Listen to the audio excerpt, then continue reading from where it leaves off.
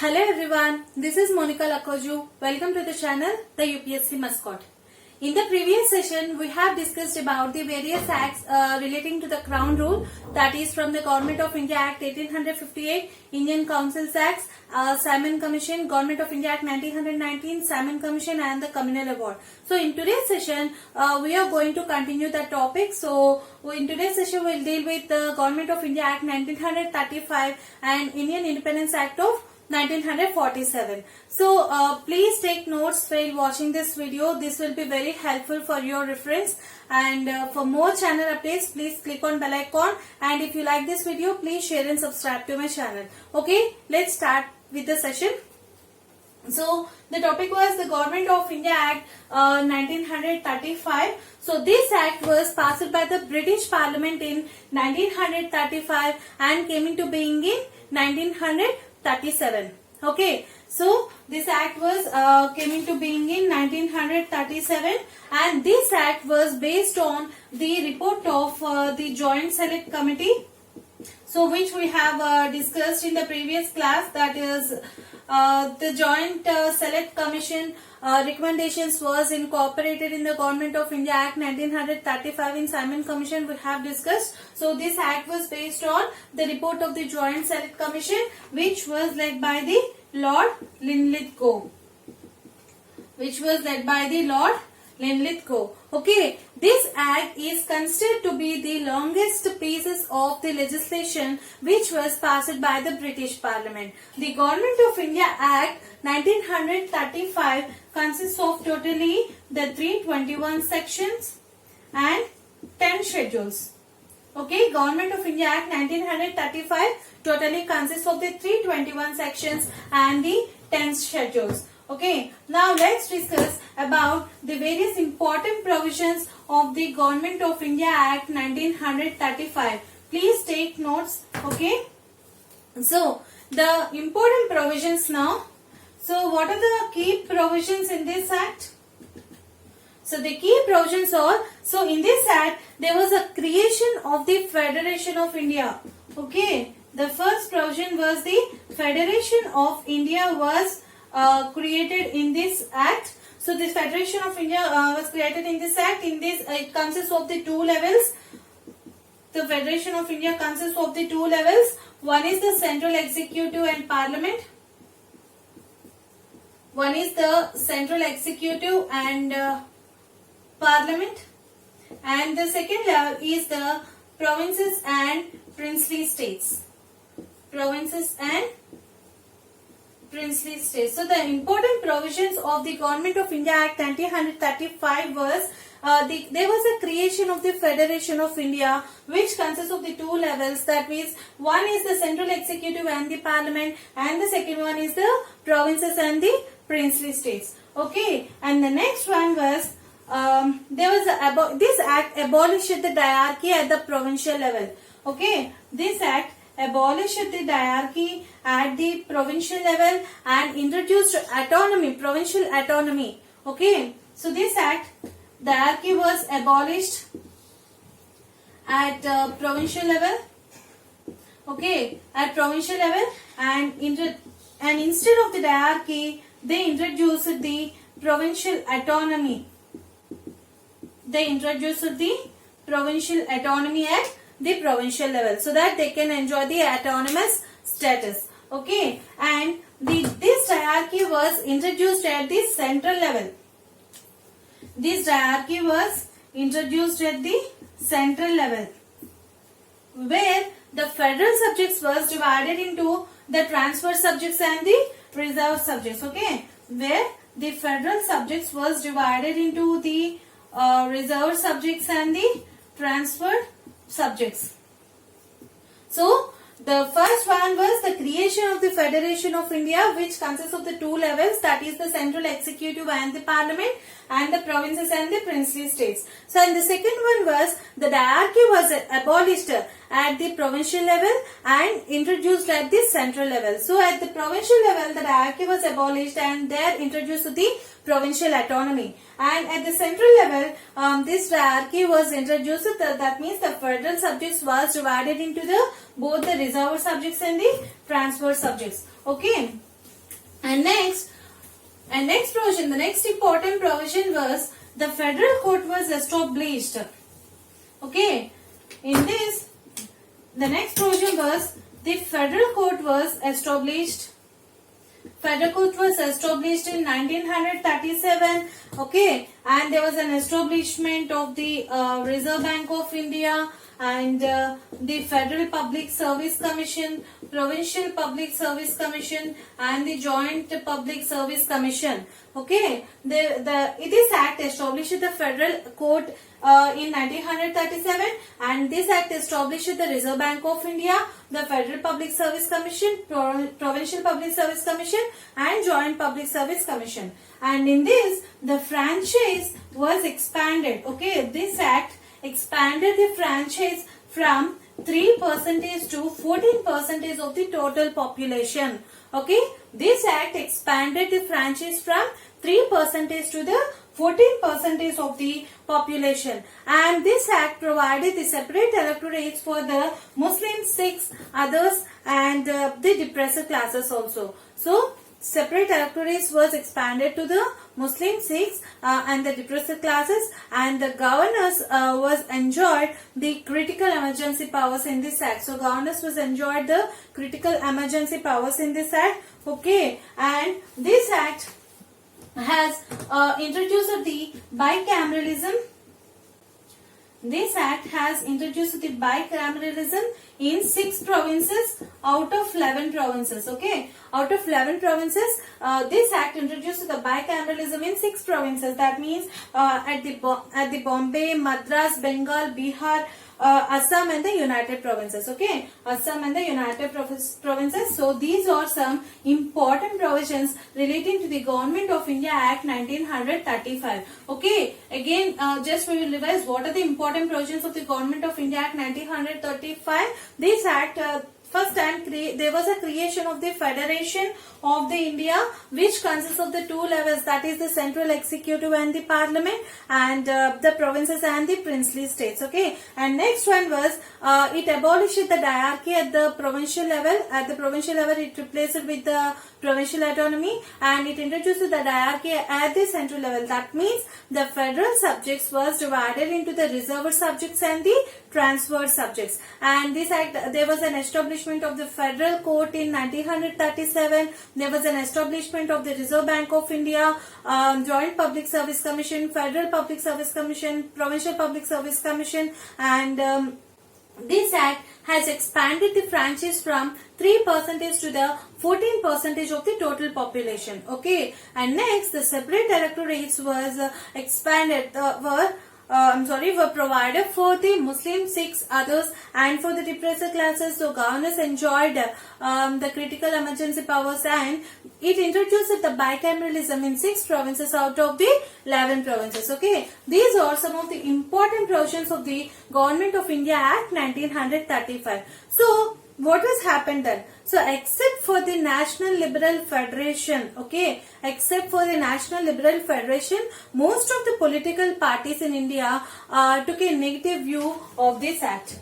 Okay, most of the political parties in India took a negative view of this act. So the Indian National Congress called it as a slave constitution that attempted to strengthen and perpetuate the economic bondage of India. Okay, the Indian National Congress called it as the slave constitution that attempted to strengthen and perpetuate the economic bondage of the India. So this act played a key role in drafting of the Constitution of India in 1950. Okay, this act plays a key role in drafting of the Constitution of India in 1950. So our Indian Constitution has borrowed ultimately the administrative provisions. Okay, our Indian Constitution has borrowed the administrative provisions from this act. So most scholars argued that this act was the most significant turning point in the history of the British administration in India. Okay, so why this act was failed? So the Government of India Act was a big failure one. What are the reasons for its failure? What are the reasons for its failure? So first reason was relating to the All India Federation. Okay. The first reason was relating to the All India Federation, and the second reason was the central legislature governance. Okay, central legislature governance.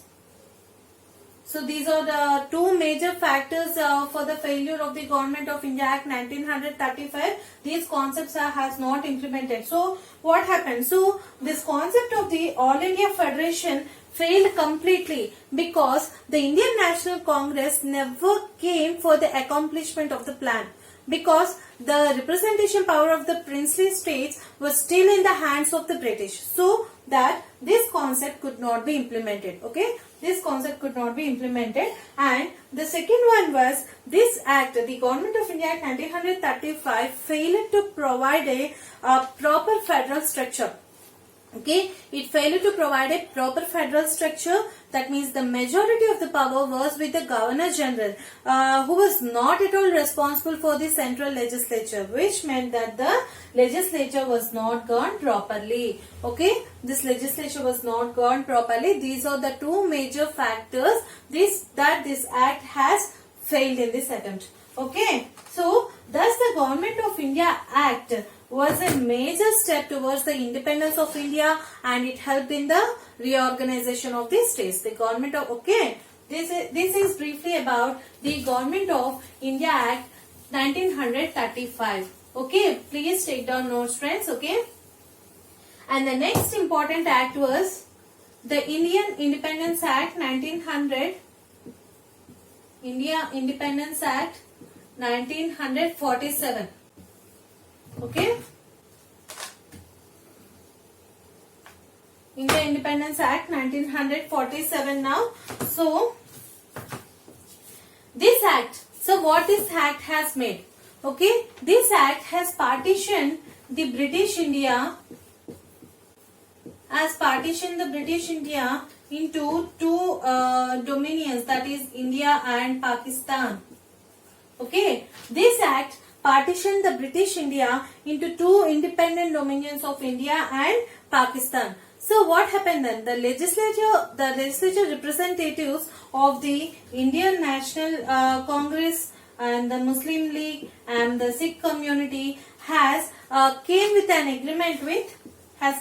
agreement with Lord Mountbatten.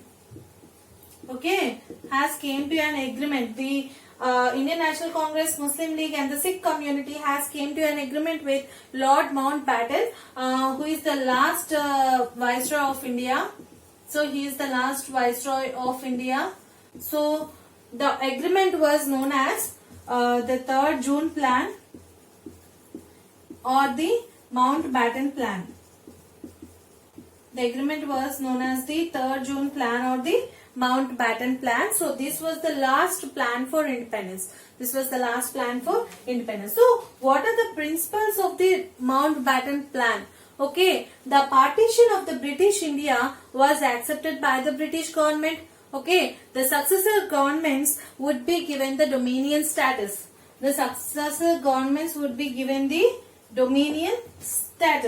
So autonomy and sovereignty to both countries, and the both countries can make their own constitution, and the princely states were given the right to either join in the Pakistan or in India, and the provinces can become a separate nation other than this Pakistan or India. Okay, these are some of the principles of the Mountbatten Plan. So the Mountbatten Plan, in this Mountbatten Plan, the partition was accepted by the British Parliament.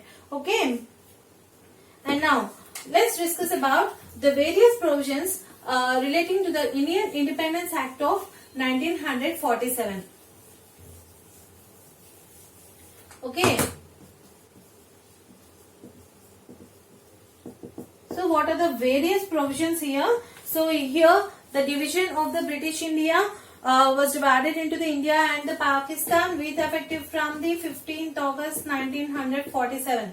With effect from the 15th August 1947, and there was also the partition of the provinces of the Bengal and the Punjab between the two new countries. There was a partition of the provinces of the Bengal and the Punjab between the two new countries, and there was the establishment of the office of the Governor General. Okay, establishment of the office of the Governor General of the two new countries as representatives of the Crown, and there was a termination of the British sovereignty over the princely states with effect from the 15th August 1947, and it recognized the right of the states to remain independent or accede to either dominion. And in this act there was a division of the joint property between the two new countries. Okay, there was a division of the joint property between the two new countries, particularly the division of the armed forces. Okay, so there was the abolition of the use of the title Emperor of India. Okay, this title was abolished. This title was abolished, the Emperor of India, by the British monarch. Okay, by the British monarch. These are some of the important provisions of the Indian Independence Act. Okay, again we will discuss the division of the British India into the India and the Pakistan with effective from the 15th August 1947, and the partition of the provinces of the Bengal and the Punjab between the two new countries. There was the establishment of the office of the Governor General in the two new countries as representatives of the Crown, and the termination of the British sovereignty over the princely states with effective from the 15th August 1947, and it recognized the rights of states to remain independent or accede to either dominion, and there was a division of the joint property between the two new countries, particularly the division of the armed forces, and the abolition of the use of the title Emperor of India by the British monarch. Okay, these are some of the important provisions of the Indian Independence Act of 1947. So, at the stroke of the midnight of the 14th to 15th August 1947, the British rule came to an end. So, Lord Mountbatten was the first Governor General of the new Dominion of India. So, who is the first Governor General of the new Dominion of India? It's the Lord Mountbatten. Okay, Lord Mountbatten, and the first PM was the Jawaharlal Nehru. So, the Constituent Assembly of India, formed in 1946, became the Parliament of the Indian Domain. Okay, it became the Parliament of the Indian Domain. So, the Indian Independence Act was subsequently repealed in Article 395 of the Constitution of India. Okay, of the Constitution of India, and the Article 221 of the Constitution of Pakistan in 1956. So, the Indian Independence Act was subsequently repealed in the Article 395 of the Constitution of India, and in Article 221 of the Pakistan in 1900, Constitution of the Pakistan in 1956. So, both constitutions being intended, okay, to bring about the greater independence for the new states. Okay, so this is briefly about the Indian Independence Act of 1947. In today's session, we have discussed the Government of India Act 1935 and Indian Independence Act of 1947. With this, we have completed the Chapter 1, the historical background of the Indian Constitution, in Part 1, Constitutional Framework. In the next session, we are going to discuss about the making of the Constitution, that is the Chapter 2. Okay, so please regularly watch these videos. These videos are very helpful for you aspirants. Okay, for more channel updates, please click on bell icon. If you like my video, please share and subscribe to my channel. Thank you. Have a nice day.